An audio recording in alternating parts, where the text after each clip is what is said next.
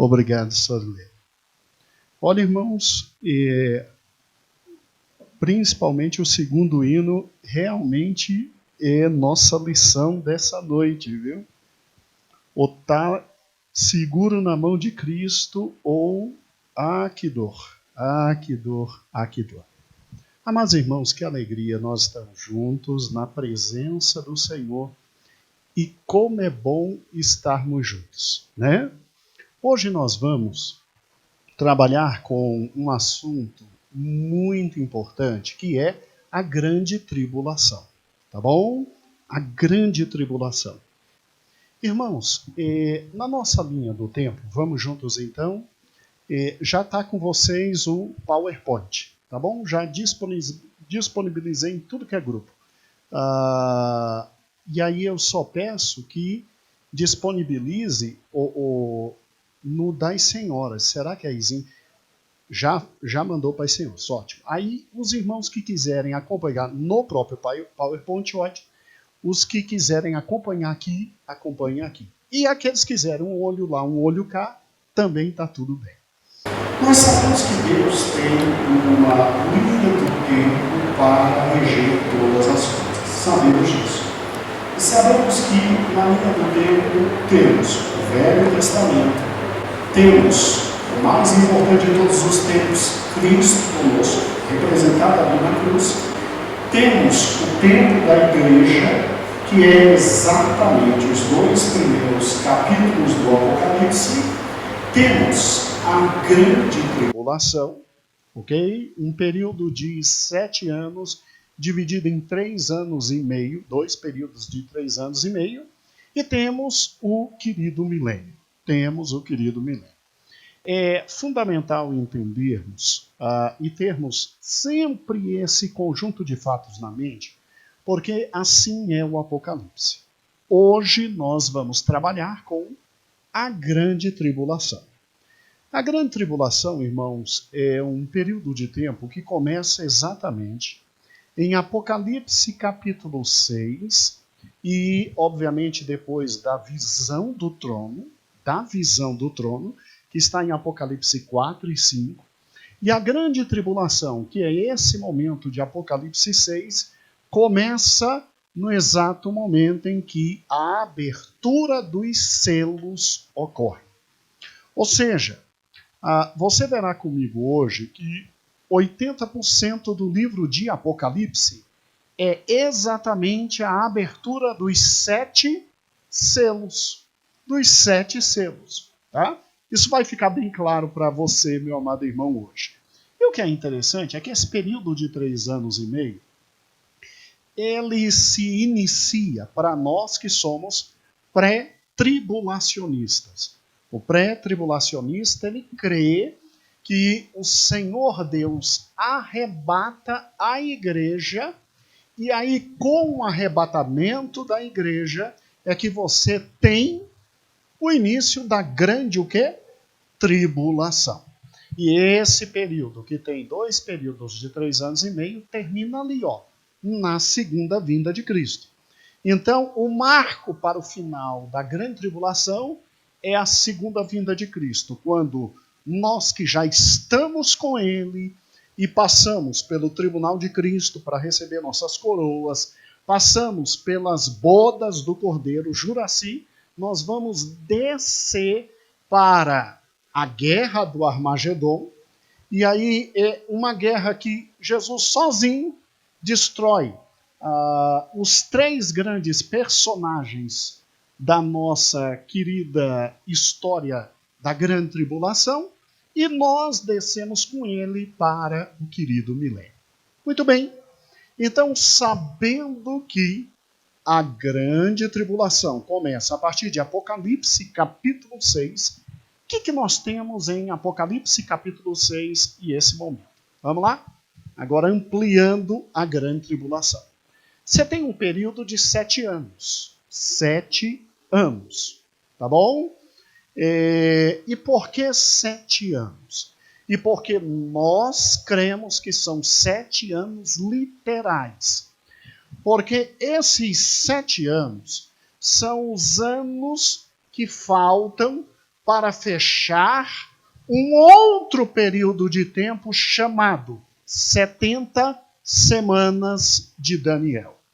Amados irmãos, as 70 semanas de Daniel, como nós vamos ver, não nesse estudo, em um outro estudo, no estudo de Apocalipse, capítulo por capítulo, é um período de tempo que Deus determinou para a recuperação completa de Israel.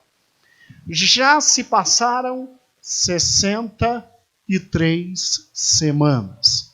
Agora, nós temos 7 semanas ainda para passar. Tá ok? E que são 7 semanas de anos, porque os 63 foram períodos de anos. Explicaremos um pouquinho depois. Então, quando você pensa na grande tribulação, ela tem uma evidência muito forte. Período de tempo em que Deus vai tratar com os judeus. Período de tempo de aflição de Jacó. E o que é interessante, Sorlene, é exatamente isso. É um período que se divide em 2 grandes períodos de 3 anos e meio. Tá? Você tem no Apocalipse essa separação de forma muito clara. 3 anos e meio com uma série de fatos e 3 anos e meio com outra série de fatos. Aqueles que acreditam diferente de nós dizem que a igreja ou pega os 3 primeiros anos e meio, aí eles são chamados de mesotribulacionistas, porque eles dizem que a igreja vai até a metade da tribulação, aí é que tem um arrebatamento. E tem um outro grupo que pensa completamente diferente, Ruth, e que diz assim, que nós vamos até o final mesmo. Vamos pegar tudo, vai ser um sofrimento enorme, e que Jesus só volta ao final da grande tribulação. Amados, hoje nós não vamos discorrer quais são os posicionamentos que nós temos para acreditar que nós subiremos antes da grande tribulação. Mas fique tranquilo, durante os estudos de fevereiro, todos os posicionamentos serão trazidos e você vai entender por que a igreja não sobe nem no meio, nem no final. Porque nós somos preservados. Tá bom?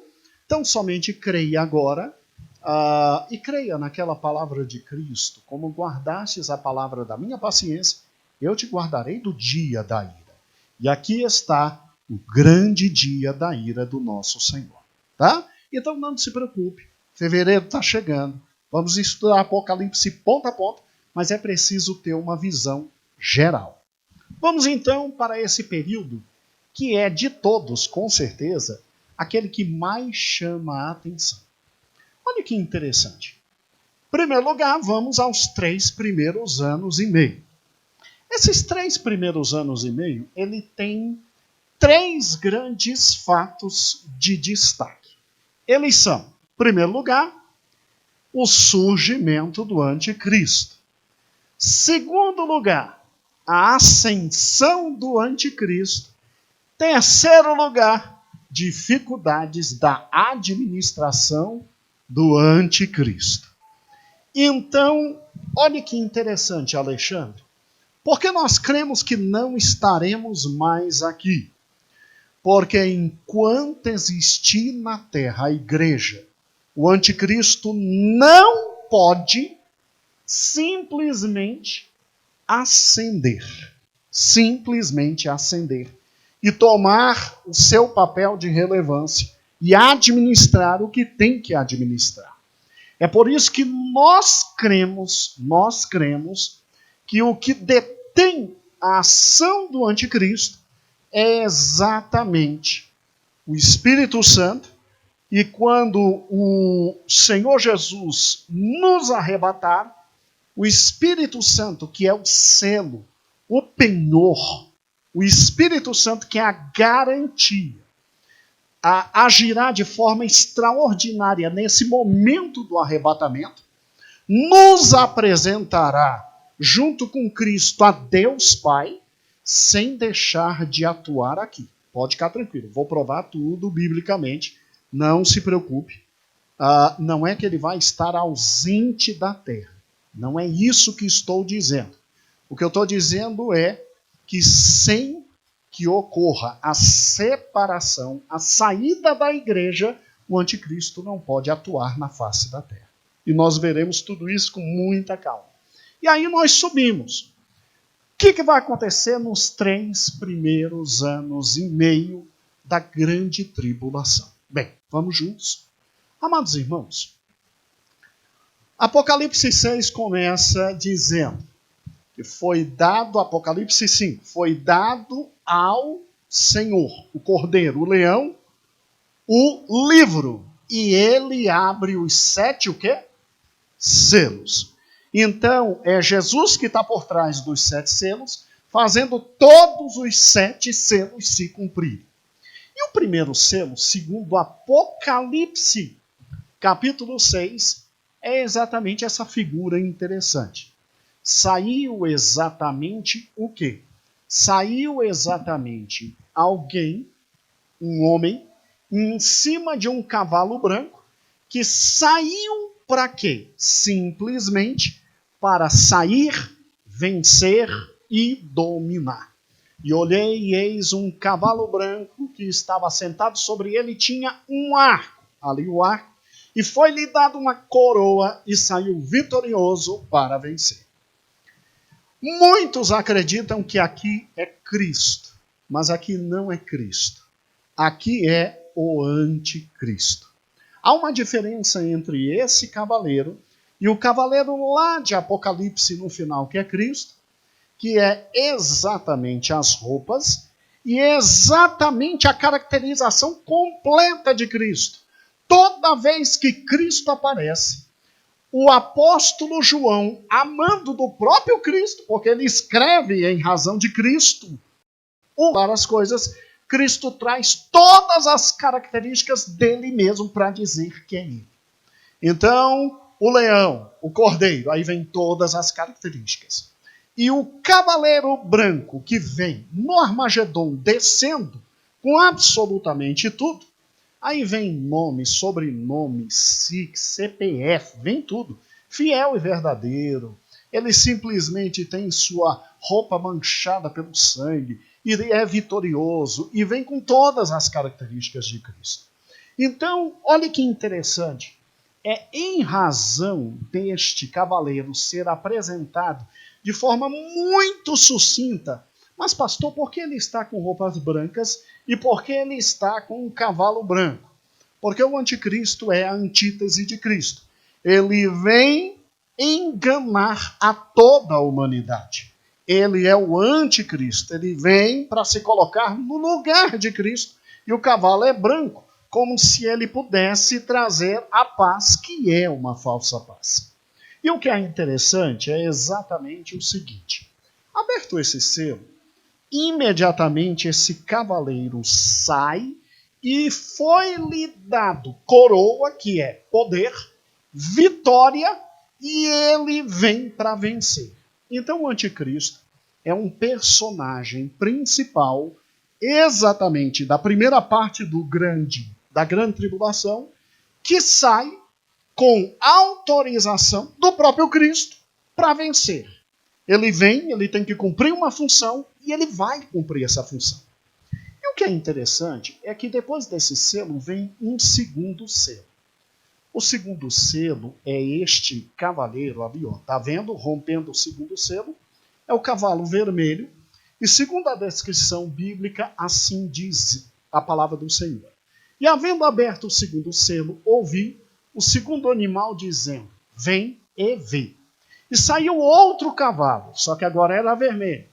E ao que estava sentado sobre ele, foi dado que tirasse a paz da terra. Então é um cavalo que significa guerras. Significa o quê? Guerras.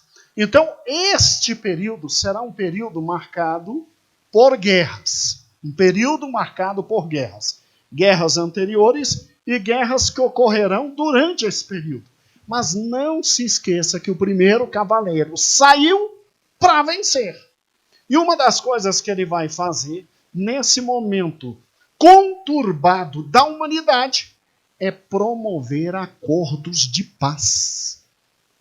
Você se lembra da guerra que vai ter vinda lá de Gog, Magog, Gog, o grande líder da terra de Magog, que estudamos no domingo de manhã?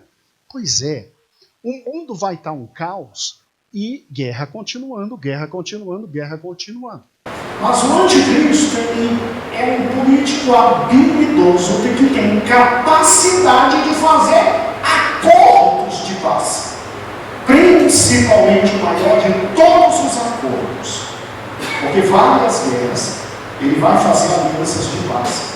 Mas a maior de todas as guerras, o acordo de paz será algo extraordinário. Ou seja, entre judeus e gentios e islâmicos. Ali é grande acordo de paz. Alguns intérpretes dizem que a igreja vai ver esse homem e vai ver ele fazendo esse acordo de paz. E imediatamente haverá um grande avivamento, e havendo um grande avivamento, há um derramar muito grande, como aquele descrito em Joel, e muitos serão salvos nesse momento, porque, segundo alguns intérpretes, até o mais medroso dos crentes, o mais malandro dos crentes, ao verificar isso, começa a profetizar e a falar. E aí há um grande renovo do Senhor e um arrebatamento muito grande. Eu creio, sou eu que creio. Eu creio que nós seremos arrebatados antes, tá certo? Mas não descarto essa possibilidade por causa de 1 Tessalonicenses, tá bom? Onde Paulo diz que é necessário que se tenha a manifestação do filho da iniquidade. E aí ele dá a impressão de que pelo menos nós veremos isso. Não sabemos. Eu creio que nós seremos arrebatados antes mesmo de Gog e Magog. Tá bom? Agora vamos juntos. Mas todas as dúvidas, não se preocupe. Está chegando tão perto esse momento, já já nós tiramos todas as dúvidas. Não se preocupe. Se preocupe em lavar suas vestiduras no sangue do Cordeiro. Tá bom? Agora olha que interessante. Aí vem o terceiro selo. Tá vendo ali? O livro aberto, o terceiro selo. É um cavaleiro muito interessante que a Bíblia diz assim sobre ele. E havendo aberto o terceiro selo, ouvi dizer o terceiro animal, vem e vê. E olhei, e eis um cavalo preto, e sobre ele estava assentado um que tinha uma balança na mão. Balança por quê? Balança era exatamente o instrumento pelo qual você colocava de um lado o produto que queria comprar e tinha o preço exato daquele produto em relação ao outro que você ia dar como pagamento. Então, era muito comum nessa época, eu que queria rapadura, por exemplo, colocava na balança a rapadura e se pesava do outro lado o feijão. E aí você sabia exatamente quanto de feijão eu tinha que deixar para levar a rapadura. Então, era uma das formas de peso. Então, aqui está falando de economia. E aqui está falando de um cavaleiro que nesse momento sai e traz problemas econômicos muito grandes. Olha o que diz sobre ele. E ouvi uma voz no meio dos 4 animais que dizia, uma medida de trigo por um dinheiro? Meu Deus do céu, a inflação vai estar incontrolável. Um dinheiro vale uma medida de trigo. Ou seja, um dinheiro é um denário, é o preço que se tinha pelo dia de trabalho. Equivalente hoje, por exemplo, uma doméstica hoje que faz diaristas. Aqui no Gama estão pagando 120, 130, 140 no máximo. Então a pessoa trabalharia, ganharia um dinheiro e ia comprar nessa época uma medida de trigo. O mínimo para fazer o pão e para comer. E você que tem acesso, aí vem agora falando com nós servidores públicos. E não danifique o azeite e o vinho. Cevada por um dinheiro, 3 medidas de cevada por um dinheiro, e não danifique o azeite e o vinho. Alguns não teriam condições de comprar o trigo. Então comprariam a cevada, que era na época o produto de comida de animais, e aí com um dinheiro poderiam comprar aquilo que animais comeriam, de tão pobres que são, e nós, servidores públicos, não danifique o azeite e o vinho. Você que tem um pouquinho mais do que a medida que os outros têm, é luxo, azeite e vinho. Azeite e vinho. Luxo completo. O que o romano médio tinha, eles teriam depois. Então aqui você vê que antes do anticristo chegar, você vai ter uma economia toda desequilibrada. Absolutamente desequilibrada. E que vai se avolumar em matéria de desequilíbrio no momento que ele chegar. Mas lembre-se, o primeiro cavaleiro saiu para quê? Para vencer. O que ele vai fazer? Ele vai arrumar a economia. Ele simplesmente vai criar um sistema de compra e vendas. Ele vai ter em suas mãos todos os povos, o poder econômico desses povos, e com o sistema, a marca da besta, para comprar e para vender, ou na mão ou na testa, ele consegue controlar a economia, produção e oferta, e ele vai conseguir superar este problema que ele vai encontrar. Agora, olha que interessante, você tem um quarto selo. E o quarto selo, esse é o pior de todos, né? Você pode ver ali, é óbvio que é a morte, a destruição, e a palavra de Deus diz assim: havendo aberto o quarto selo, ouvi a voz do quarto animal que dizia: vem e vê. E olhei, e eis um cavalo amarelo, e o que estava sentado sobre ele tinha o nome Morte. Gente boa, né? Então, gente boa. Então vem trazendo com ele todo o kit. Você já ouviu falar do kit Morte? Está aqui. E vinha com ele o quê? O inferno que o seguia, e foi dado poder para matar a quarta parte da terra com a espada, com fome, com peste, com feras da terra. É o kit Morte. Então, quando o anticristo chegar, você vai ter problemas muito sérios em matéria de saúde pública. Saúde pública. Tá? Você vai ter problemas terríveis no tocante à ferocidade, os animais e assim, infelizmente, muita violência. Extrema violência. Absoluta violência. É mais ou menos como Jesus diz, como foi nos dias de Noé. Extrema violência. Então, em razão disso, vem o quarto cavalo, que é a morte, um kit inteiro. E, pessoalmente, não sei como o anticristo conseguirá resolver essa questão, mas ele saiu para vencer. Eu tenho uma ideia, que é minha, não está na Bíblia. Na medida em que ele assina tratados de paz, e ele pode garantir esses tratados de paz, na medida em que ele arruma a economia, é óbvio que você vai ter, então, um mundo com rendimentos melhores, com paz, e é óbvio que todo kit morte diminui avassaladoramente. Avassaladoramente. Tá ok? Agora, olhe que interessante. Você tem um primeiro selo, né? Você tem o primeiro selo. Então, se você parar e pensar e juntar todos os 4 primeiros selos, você tem um momento que este ser sai para vencer. E é óbvio que ele vencendo e coordenando e administrando e ajustando todas essas coisas, pense comigo. É óbvio que ele vai ser confundido com Cristo. A expressão anticristo, irmão, significa aquele que se opõe a Cristo. E também significa aquele que quer se colocar no lugar de Cristo. Então, olha que interessante. Esse homem será um político tão habilidoso, que ele vai conseguir trazer um sistema econômico, social, político, que é fantástico, que é simplesmente fantástico. Já entra o falso profeta. calminho. Pense comigo. Ele é então o Messias. Sim, todo mundo vai confundir com o Messias. Por quê? Porque o Messias é líder político. Ele é um líder político.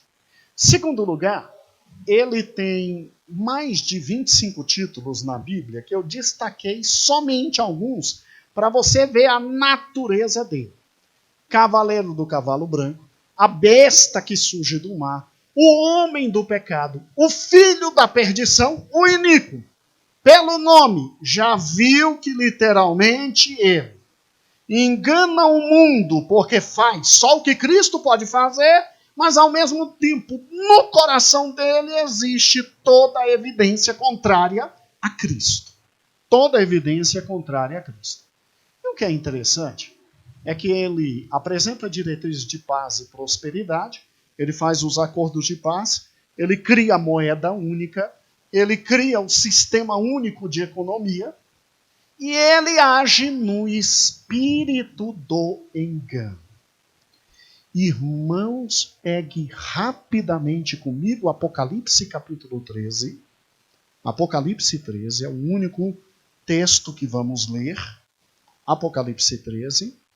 E olhe que interessante a descrição deste homem e a popularidade que ele vai alcançar. Mas isso porque Deus lhe permitiu. O Senhor tem o controle de todas as coisas. Olha Apocalipse 13. E pus-me sobre a areia do mar e vi subir do mar uma besta. Ela é a besta que sobe do mar. E tinha 7 cabeças, 10 chifres. Pastor, o que significa tudo isso? Fevereiro. Não se preocupe. Tá? E 10 diademas sobre a cabeça e um nome de blasfêmia. Tá vendo?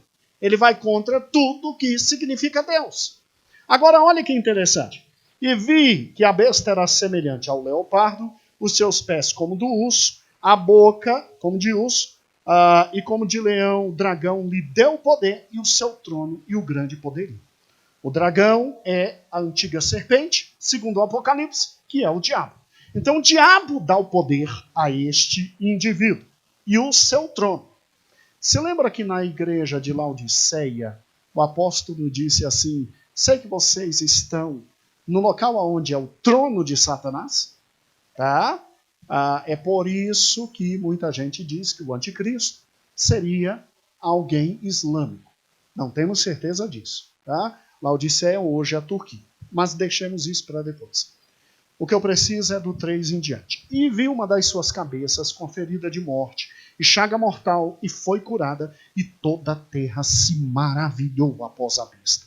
E adoraram o dragão que deu à besta o seu poder, e adoraram a besta, dizendo: quem é semelhante à besta, e quem poderá batalhar contra ela? Depois que eles virem tudo que este homem fará, eles adorarão a ele, por consequência, ao dragão que lhe deu o poder, porque ele é fantástico. Agora, quem é esse homem? Versículo 5. E foi-lhe dado uma boca para proferir grandes coisas e blasfêmias. Deu-lhe poder para continuar por 42 meses. E abriu a boca em blasfêmias contra Deus, para blasfemar o seu nome, e do seu tabernáculo, e dos que habitam no céu. Está vendo? Ele é literalmente, absolutamente dominado, não por qualquer demônio. Eu creio que ele é possesso pelo próprio diabo. E ele é habilidoso de tal forma que ele blasfema contra Deus e ele tem o aplauso do mundo. Ele blasfema contra Deus e ele tem o aplauso o quê? Do mundo. Versículo 7. E foi-lhe permitido fazer guerra aos santos e vencê-los. Que santos são esses? São aqueles que se converterão na grande tribulação. E eu já mostro para você.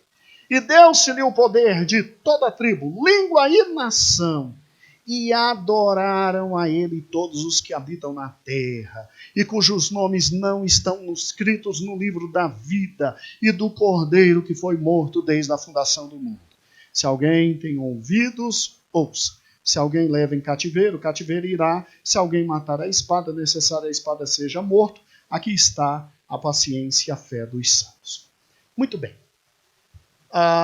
Traçada então as características básicas dele, ele é alguém que, apesar de proferir tudo contra Deus, ele tem grande sucesso, porque o diabo lhe dá esse sucesso, e Deus permite o diabo fazer exatamente isso.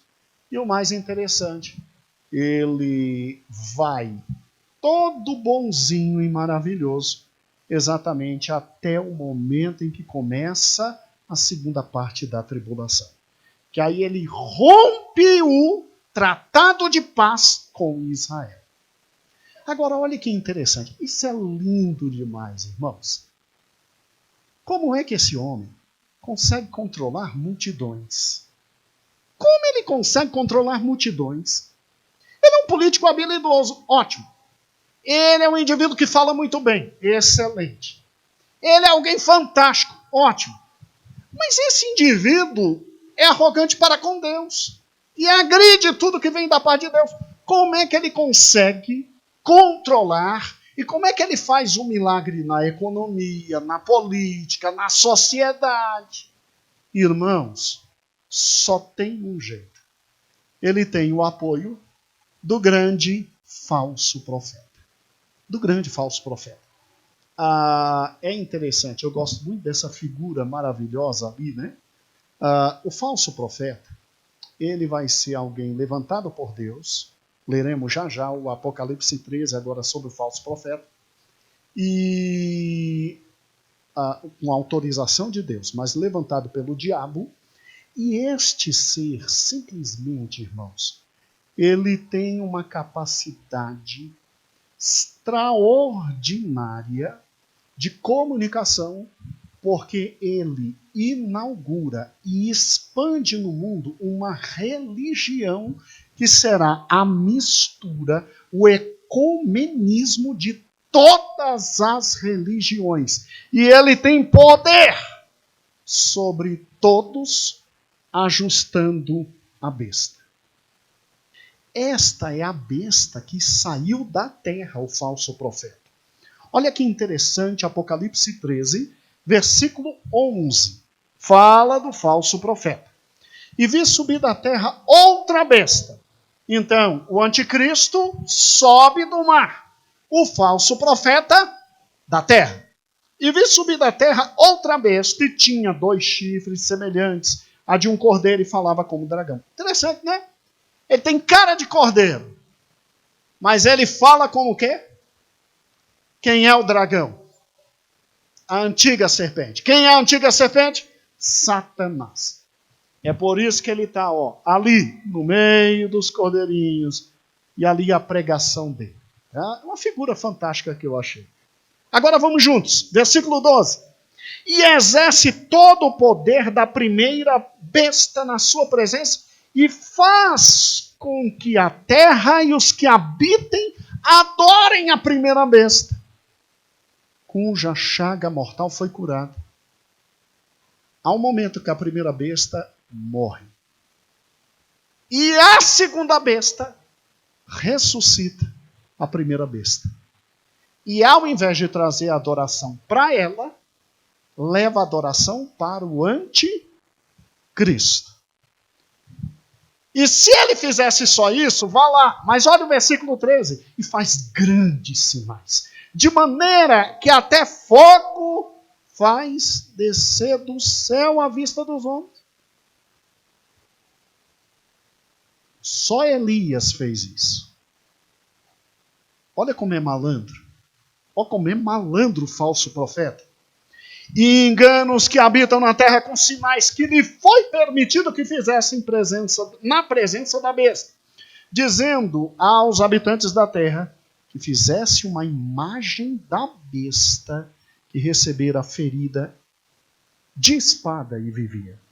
E foi concedido que desse espírito à imagem da besta, para também a imagem da besta falar, e fizesse que fossem mortos todos os que não adorassem a imagem da besta.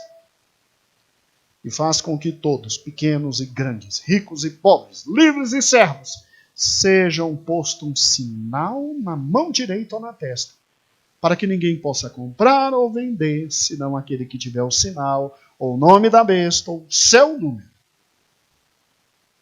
Olhe para cá. Viu que eles atuam juntos? Mas espera aí, que história é essa dele fazer um... Quer dizer que o anticristo morre? Morre. A besta ressuscita? Sim. E depois faz uma estátua assim. E manda que adore essa estátua assim. Ainda faz fogo cair do céu? Sim. Eu vou te mostrar por que tem que ter esses grandes sinais. É por causa do quinto selo. Olha que fantástico, Esther. Olha que fantástico. Ah, desculpe. Quem dá o poder a eles? O dragão, né? É o dragão. Então, se você parar e pensar, você tem a trindade satânica. O anticristo, o falso profeta e o dragão. Olha que interessante. O anticristo não é o falso profeta, que não é Satanás. Mas eles querem imitar a trindade divina. Porque olha lá, Satanás é o dragão. E ele é o quê? Um antitipo de quem? Deus Pai. Olha que interessante. O anticristo é a besta que vem do mar. E é um antitipo de quê? Do Filho. E o falso profeta é a besta que vem da terra. E é o quê? O contrário exato de quem? Do Espírito Santo. Olha que interessante. Aqui os cavalinhos, para você não esquecer. Outra figura dos cavalinhos, para que você não esqueça. E agora vamos aqui. Você tem então uma besta que surge do mar, que é o anticristo, e foi dado a ele o poder para ele vencer. Você tem ele resolvendo todo tipo de problema, guerras, fome, morte. Você tem ao lado dele, ajudando a enganar o mundo inteiro, um ser poderosíssimo, que é o falso profeta. E você tem por trás dos dois o bom e velho diabo. Só que tem o quinto selo. Glória a Deus pelo quinto selo. Louvado seja o nome do Senhor pelo quinto selo. Olha o que é o quinto selo. Olha o que é o quinto selo. Vamos juntos. E havendo aberto o quinto selo, vi debaixo do altar as almas dos que foram mortos por amor da palavra de Deus e por amor do testemunho que deram. E clamavam em alta voz: até quando? Até quando, ó verdadeiro e santo dominador? Verdadeiro e santo dominador? Então eles vêm de um tempo que souberam quem era o falso dominador. Queremos que você vingue o nosso sangue. Ah, pastor, bem que ali diz que quem não comprar, não vender, quem não se submeter à tríade, vai morrer assim. E foi dados a ele vestes brancas. E foi dito: repousem mais um pouco, até que se complete o número dos seus conservos e irmãos que ainda virão, e que haviam de ser mortos como eles foram. O que é o quinto selo? O quinto selo é o seguinte: o anticristo chega no auge, não chega? Mas ele tem problemas na administração dele. Você acha que Deus levaria a igreja e deixaria o mundo na mão do anticristo? Irmãos, dois fantásticos personagens se levantam. As duas o quê? Testemunhas. Nós vamos ver. Há muita interpretação. Alguns dizem que é Elias, e Enoque. Outros dizem que é Elias e Moisés. Ninguém discute que Elias vem. A discussão é entre Enoque e Moisés. Mas nós veremos quando, pastor, por Cristo. Fevereiro. Aqui é só o trailer. Olha que interessante. Vem comigo. Essas duas testemunhas são chamadas de as oliveiras de Israel. E isso é muito bonito porque são dois personagens que saem, chegam em Jerusalém e falam mal do anticristo. Falam mal do falso profeta e dizem que o Deus verdadeiro está nos céus. O pastor está doido. Eles vão ser fulminados. A descrição bíblica, eu não vou ler com os irmãos, porque senão fica muito texto. Mas ler em casa é muito bonito. A descrição diz que eles, em Jerusalém, eles conseguem chamar a atenção do mundo inteiro. É óbvio, se hoje a gente já vê o que está acontecendo do outro lado, nessa época, então, eles conseguem atormentar. Porque o toque da trombeta significa isso. Eles conseguem atormentar todos os moradores da terra. Tanto é que quando eles morrerem, vão comemorar e vão trocar presentes porque eles morreram. Olha que fantástico. Eles têm poder especial. Um deles vai olhar para o céu e vai dizer, não chove enquanto a gente está aqui. E eles vão estar por 1260 dias. 3 anos e meio. E não vai chover. Como é que o anticristo vai se virar? É um problema. E eles falando assim, tranquilo, e ninguém consegue fazer nada, porque quem chega perto deles, eles falam, sai fogo da sua boca. E quem eles querem, morre na hora. Quem chega perto? É incrível, irmãos. Só que a Bíblia diz que vai ser concedido ao anticristo e o falso profeta o poder de matar. E o anticristo vai matá-los. Mas só depois que eles testemunharem 1260 dias. Durante toda a grande tribulação, o anticristo e o falso profeta tentando dominar o mundo e os dois malucos fazendo o quê? Botando para quebrar. Isso vai tocar um terror na tríade satânica. E é incrível quando eles morrem. A Bíblia, irmão, chega ao ponto de dizer que as pessoas trocarão presentes quando eles morrerem. Pastor, está falando sério? Tô. Nós vamos ler tudo isso. A gente troca presente quando? Quando está feliz. Sabe o que significa a morte desses homens? Significa, olha, não é essa cocada toda, não. Estão mortos. O anticristo é superior. Só que a Bíblia diz o seguinte, que eles ressuscitam e todos veem que eles ressuscitam. Dessa ressurreição, muita gente se volta para Deus. Muita gente se converte. E no meio destes que se convertem, alguns grandes exegetas apontam o segundo calo no pé do falso profeta e do anticristo. Adivinha quem é? Os 144 mil. Alguns exegetas dizem isso. Então olhe para cá, olha que fantástico. Quando você vê essa multidão, e essa multidão que clama, e que diz, até quando? Não é a interpretação que os nossos amados irmãos de outra seara escatológica dizem que seria a igreja. Não! É completamente diferente da igreja. A igreja sobe no 4. A igreja tem coroas, está sob tronos. Esses aqui, eles têm somente o quê?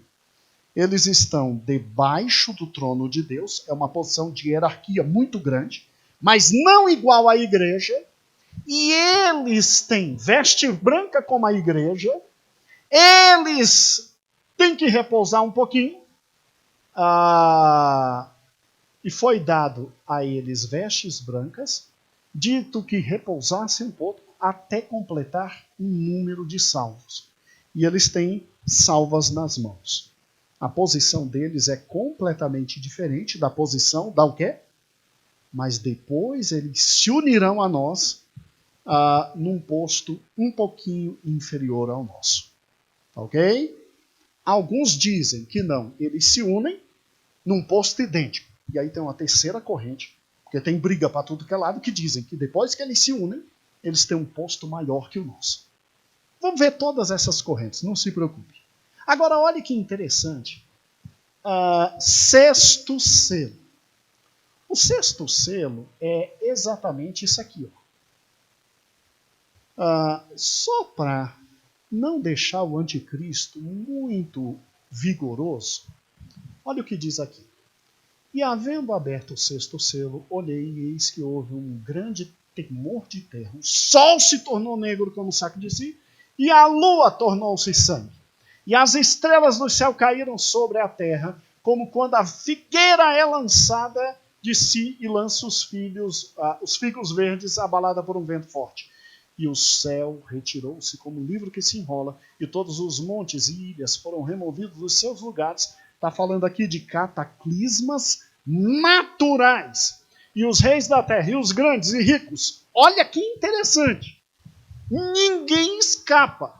Reis, grandes, ricos, tribunos, poderosos, todo servo livre, se escondem nas cavernas e nas rochas das montanhas. E aqui é que vem o fantástico. E eles se escondem, eles sabem que isso vem dos céus, mesmo o anticristo estando no auge. Por quê? Por causa das duas testemunhas e dos 144 que falam. Olha que interessante.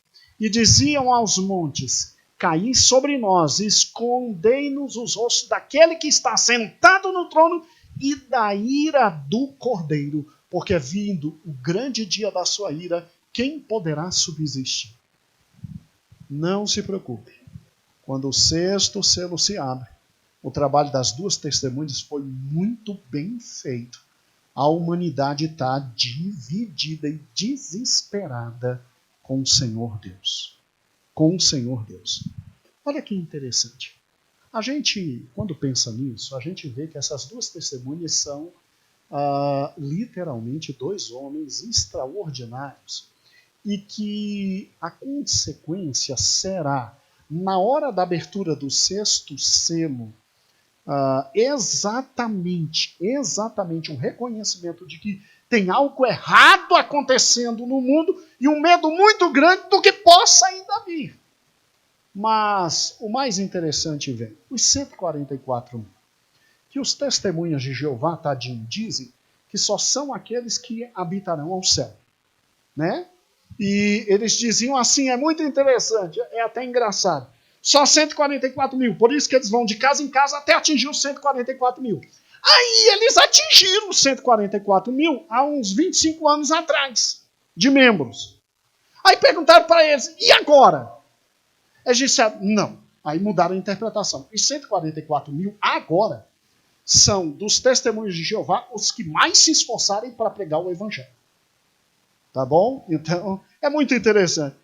Mas esses 144 mil aqui, eles recebem um selo do Senhor, são separados, e eles são separados para uma obra muito grande.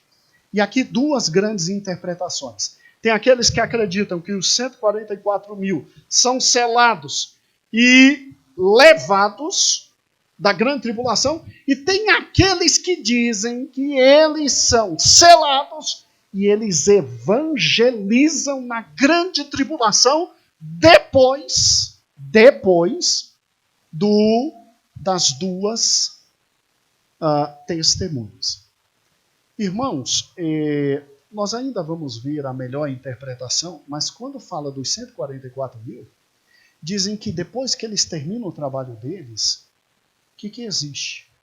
Uma multidão inumerável. Vai ter salvação na grande o quê? Tribulação.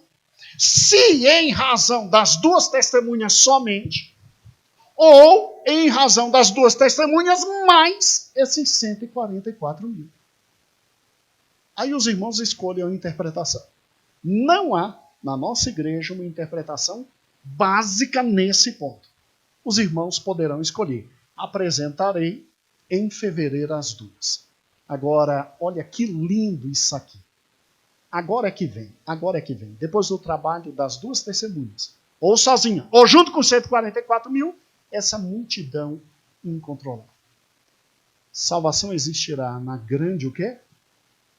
Você serve um Deus que no pior momento da história ainda salva pessoas. Por isso que nós cremos no Brasil para Cristo, que mesmo Espírito Santo, indo com a igreja, apresentando junto com Cristo a igreja ao Pai, ele também atua aqui. Ele é onipresente. Então, ao mesmo tempo que ele está lá, ele está aqui também. Ao mesmo tempo que está lá, está aqui também. Porque não tem salvação sem Espírito Santo. E aqui vai ser pregado o Evangelho eterno, que veremos o que é. É muito interessante. Papai tinha uma dimensão muito grande nisso, muito boa mesmo. Agora vamos juntos. O problema é o sétimo selo. Ai, que dor. Olha o texto sagrado. Veja uma trombetinha ali. Olha para cá. Fantástico agora, irmãos. E havendo aberto o sétimo selo, fez silêncio no céu por quase meia hora. E viu os 7 anjos que estavam diante de Deus. E foram dadas a eles o quê? E veio outro anjo, pôs-se junto ao altar. Eu vou pular tudo isso. Aí vem terremotos, maremotos. Aí vem aquela parte do trono com as tempestades. E os 7 anjos que tinham as 7 trombetas prepararam para tocá-las. Uma foto atualizada. Ok? Vamos juntos. O que é o sétimo selo? É exatamente isso aqui, irmãos. Olhe para cá. Aqui não estão os 7 selos que acabamos de ver? O primeiro, anticristo. O segundo, guerra. O terceiro, economia em descalabro. O quarto, morte e o kit. O quinto, salvação de gente na grande tribulação. O sexto, Deus já mostrando uma prévia do que vem no sétimo.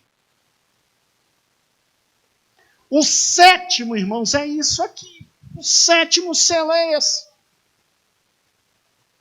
Quando se abre o sétimo selo, Cristo abriu o sétimo selo, chegam 7 anjos para tocar o quê? 7 o quê? Por isso que está ali embaixo, ó. Início das 7 trombetas. Amados, o sétimo selo são 7 anos tocando 7 trombetas. E é uma coisa gostosa. É um momento maravilhoso. Se estava ruim para o anticristo e o pessoal, olhe para cá, você vai entender o porquê do Armagedon agora aqui, ó. Primeira trombeta. O primeiro anjo tocou a primeira trombeta e houve só saraiva e fogo misturado com sangue. E foram lançados na terra e queimou a terça parte da terra e a terça parte das árvores e de toda a erva verde. Aí vem a segunda trombeta, tranquilo, também básica. Olha que lindo. E o segundo anjo tocou a segunda trombeta e foi lançado no mar, como um grande monte ardendo em fogo, e tornou-se em sangue a terça parte do mar. Você pode imaginar isso? E morreu a terça parte das criaturas viventes que havia no mar, e foi destruída a terça parte dos navios. Eu imagino a cara do anticristo, falso profeta, nesse momento. Porque no Egito, o diabo conseguiu imitar. Aqui ele não vai conseguir imitar, não. Terceira trombeta básica. E o terceiro anjo tocou a terceira trombeta, e caiu do céu uma grande estrela, ardendo como tocha de fogo, e caiu sobre a terça parte dos rios e sobre as fontes da água. O nome da estrela era Absinto, e a terça parte das águas tornou-se em absinto, e muitos homens morreram das águas, porque se tornaram amargas. Quarta trombeta, só para deixar o anticristo tranquilo. O quarto anjo tocou a sua trombeta e foi ferida a terça parte do sol e a terça parte da lua. Você já imaginou os efeitos climáticos? E tu quer estar na tribulação? Eu quero estar nas bodas. Para que a terça parte delas se a terça parte do dia não brilhasse. Aí vem 3 ais, porque depois dessas 4 trombetas, vem um anjo dizendo, vai piorar. Já imaginou um anjo passeando no mistério e dizendo, vai piorar? E graças a Deus, você nas bodas do Cordeiro já aceitou Jesus, Esther, já foi batizada nas águas, já toma a Santa Ceia. Então a Bíblia diz que você tem parte com ele e naquele dia você será ressuscitado. Que bom. Quinta trombeta, o primeiro ai. O quinto anjo tocou a sua trombeta e viu uma estrela do céu que caía sobre a terra e foi dada a chave do poço do abismo. Abre-se o abismo. Demônios do abismo saem. Vem o pior. Sexta trombeta. E foram soltos. Perdão. Há anjos que estão presos, irmãos, e são os anjos mais perigosos e tenebrosos de todos os tempos. Eles estão presos para esse momento. Deus os conserva em prisão. E esses anjos são soltos agora. E foram soltos os 4 anjos que haviam sido preparados para aquela hora, aquele dia, aquele mês e aquele ano, a fim de matarem a terça parte dos homens.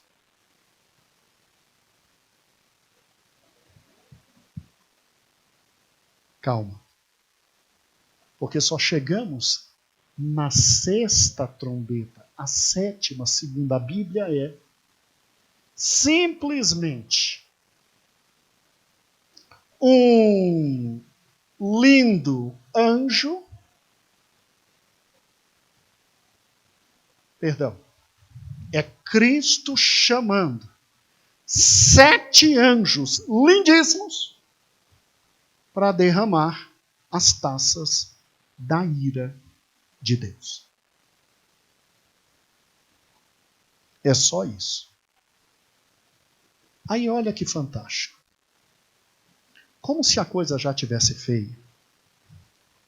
A impressão que nós temos é que o anticristo e a besta, mesmo com até a sexta trombeta, ainda governam o mundo e tem por parte do mundo grandes seguidores. Porque assim como vem sinais que todo mundo sabe que é do céu, vem aqueles 3 grandes sinais: morte do anticristo, ressurreição do anticristo pela besta, construção da estátua, marca da besta e o falso profeta fazendo grandes sinais. Só que agora chegou o momento das taças. Acabou a primeira parte da grande tribulação. nesse momento das taças, estão no céu todos aqueles que serão salvos durante a grande o quê? Tribulação. E aí, a 7ª trombeta, Apocalipse 11, de 15 a 17, é o resumo de tudo e o fim do despecho. Porém, a 7ª trombeta também é proclamado os últimos flagelos que serão derramados rapidamente. Aqui é rapidinho. Rápido. E aí, que flagelos são esses? É só Jesus terminando o que tinha começado. Então, por exemplo, na primeira trombeta você tem chuva de meteoros queimando a terça parte da terra. No primeiro grande flagelo, ou seja, na primeira grande taça, úlceras malignas e perniciosas caem sobre os adoradores da besta. O segundo flagelo é interessante, porque na trombeta caem asteroides. Quando o segundo anjo derrama a segunda taça, o mar se torna em sangue e morre todo ser vivente. Porque o asteroide que cai, ele cai no mar e mata a terça parte dos seres viventes na trombeta. No momento da taça é uma delícia, morre tudo. Quando você tem a trombeta, você tem um asteroide que cai sobre os rios e contamina as águas. Na terceira taça, você tem algo lindíssimo. Derrama nos rios e nas fontes. Não só nos rios, nas fontes, nos nascedouros. E se tornam todas em sangue, porque derramaram o sangue dos santos e dos profetas. E Deus lhe deu isso para beber. A quarta foi interessante. Na trombeta você tem a terça parte do sol e da lua sendo ferida. Na taça não. A taça é só o complemento. Só o final. Foi derramado sobre o sol e foi dado que queimasse os homens com fogo. Não é uma delícia? É uma delícia. Vamos juntos. A quinta. Soltos anjos do abismo. Não são os 4 horríveis, não. Foram só os anjinhos do abismo. A quinta aqui. Deus derrama sobre o trono da besta. E o reino se torna em trevas. E a dor que os homens sentem são tão grandes que eles mordem a língua. Sabe quando você tem dor de cabeça que você quer bater a cabeça para ver se passa? Dizem que a dor que se sentirá aqui é tão horrível que o último recurso seria morder a língua. Na sexta trombeta sai os piores demônios já existentes. E a sexta traça é muito interessante. O Eufrates se seca para o Armagedon. O Eufrates é o rio que dá vida à humanidade desde o Gênesis. Se lembra que corria do lado do Jardim do Éden rios, e um deles era o... Gente, o Eufrates dá vida para o mundo desde o Gênesis. Esgotar o Eufrates é o que o anticristo quer para vir para cima de quem? Jerusalém. Porque diante de um quadro desse, tudo fica instável. O anticristo vai culpar quem de tudo isso? Quem? O Deus das 2 testemunhas. As 2 testemunhas eram quem? Judeus. O culpado de tudo isso é quem? Os judeus. Ele quebra o acordo de paz e ele vai para cima dos judeus para matar exterminar os judeus. E não é a guerra que vimos no domingo. É o Armagedon. O culpado de tudo é eles mesmos, né? Desde o início, os pobres coitados sofrem toda a culpa. Então, assim como Nero achou os cristãos culpados, o anticristo vai achar os judeus culpados. E olha que interessante, a segunda parte da grande tribulação é exatamente isso aqui, ó. Vamos juntos. Primeiro evento, as 7 taças. Segundo evento, o anticristo quebra o pacto. Terceiro evento, o anticristo, mesmo diante de tudo isso, ainda se acha um grande Deus, vai e profana o templo, se senta lá para ser adorado, e o anticristo culpa Israel de todos esses fatos e vem com o mundo inteiro para a guerra do Armagedon. Olhe para cá. Se lembra desse livro lá em Apocalipse 5? Se lembra que esse livro foi entregue de Deus Pai a quem estava do lado? Se lembra que Cristo era o único que poderia abrir esse livro? Pois está aí, ó, em casa veja. Os 7 selos, anticristo, guerra, fome, morte, mártires, a terra abalada. O 7º selo é o quê? São as trombetas. Aí quando você pensa nas trombetas, a última trombeta são o derramar da ira. Ou seja, são... Então olhe para cá. Não é um período fácil. Por isso que a igreja estará aqui nos céus. Porque Deus não faria isso com sua noiva. E o que é interessante é exatamente isso aqui, ó. Quando a gente vier na segunda vinda, Cristo nos fala que nós vamos vir ainda vestidos de noiva, que acabou de sair do casamento. É muito estranho a gente simplesmente se arrebentar todinho para subir e depois voltar. Eu prefiro crer, sinceramente, que quando a gente voltar no Armagedon, amigos, nós viemos, amados irmãos, para o milênio. Olhe para cá. Na segunda parte da grande tribulação, você tem os 7 selos. Você tem a profanação do templo.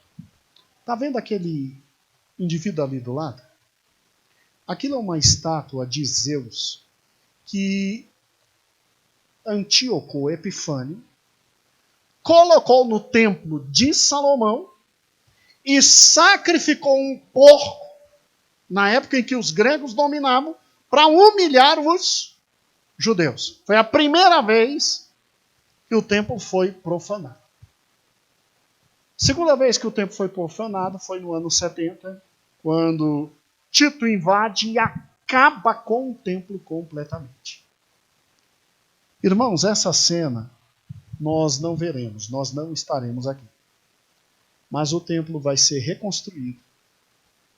O anticristo vai discursar nesse dia, entregar o templo para os judeus para ir conseguir a paz com os judeus. Mas não se engane, vão chamá-lo de Deus a tal ponto que ele vai crer que é Deus e ele vai repetir aquele ato de Antíoco Epifânio. Ele vai se centrar lá dentro e vai pedir adoração. Pedir nada, vai determinar a adoração. E o falso profeta vai mandar adorá-lo. Que a adoração a ele é a adoração a Satanás. Aí os judeus se levantam contra, e aí Armagedon. Vem o anticristo em todo mundo para acabar com os judeus. Eles vão clamar porque eles vão estar sozinhos. Cristo vai descer. E só com a palavra, Cristo acaba com o anticristo e o falso profeta e prende Satanás. Olha que fantástico. Nem Spielberg pensaria nisso. Estou terminando, irmãos. Olhe para cá. Entenderam então a primeira semana? A metade da primeira semana da grande tribulação? Entenderam a segunda parte? Por isso que é chamada de angústia de Jacó. A aliança é quebrada, e aí vem o glorioso milênio, onde Cristo vem, vence, cessa a transgressão, põe fim aos pecados, expia a iniquidade, traz a justiça eterna, manda selar uma visão interessante que nós vamos ver, e ele vem para ser ungido. Amados, o que vai acontecer com a igreja enquanto, desculpe a expressão, o pau vai estar cantando aqui embaixo? A gente vai estar aqui, ó. A gente vai ser arrebatado. Nós vamos estar recebendo as nossas coroas no tribunal.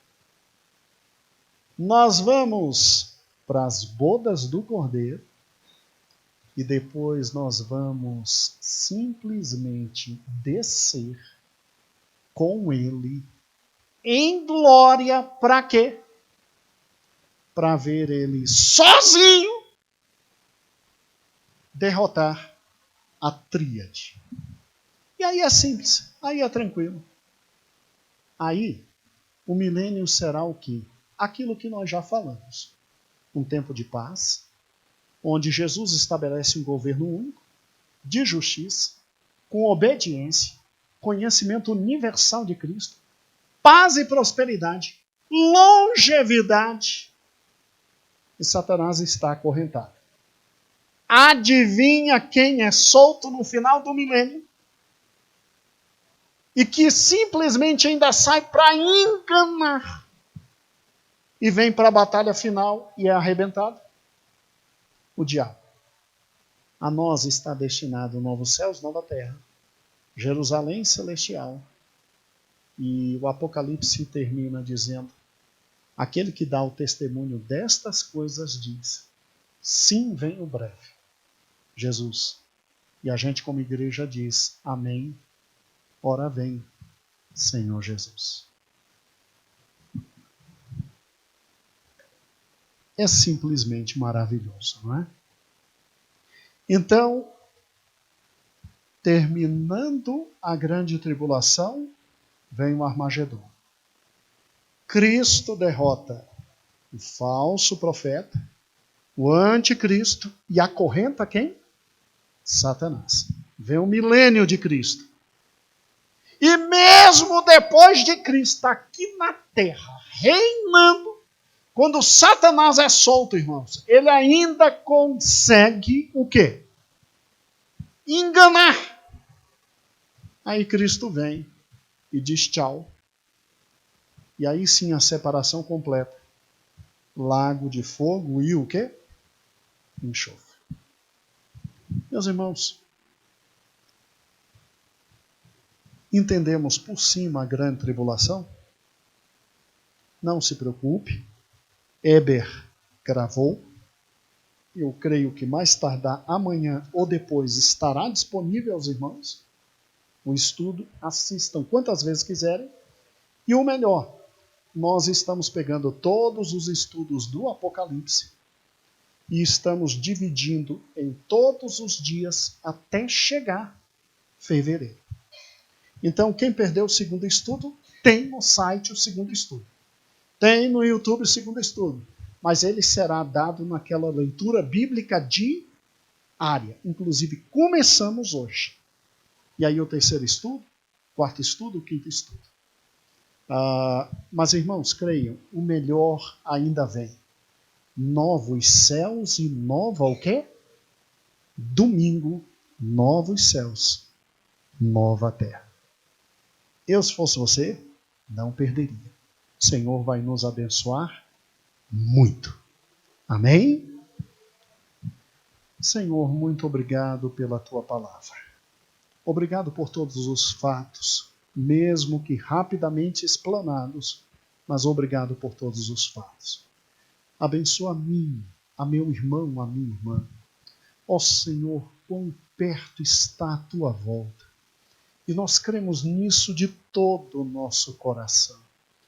E sabemos que Tu és Rei sobre todas as coisas. Só um Deus Todo-Poderoso poderia revelar tudo e absolutamente tudo. E nós nos rendemos diante de Ti. Eis aqui nossa vida, eis aqui nossa alma, Te reconhecemos como o único Salvador e Te esperamos para as bodas do Cordeiro. Glorificado seja o Teu nome, para todo sempre. Amém e amém. Vamos louvar a Deus, engrandecer ao Senhor, glorificar ao Senhor. Você já conhece o nosso canal do YouTube?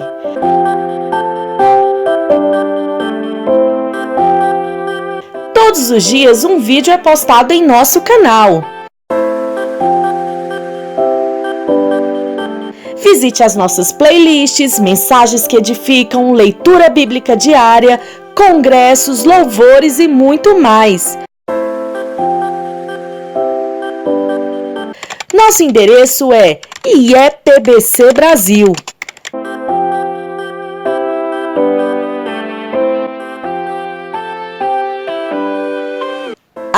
E não se esqueça de se inscrever, deixar o seu like, ativar o sininho, pois dessa forma, cada vez que postarmos um vídeo, você será avisado. E também fique à vontade para deixar o seu comentário. Igreja Evangélica Pentecostal do Brasil para Cristo. Compromisso com Deus e Sua Palavra.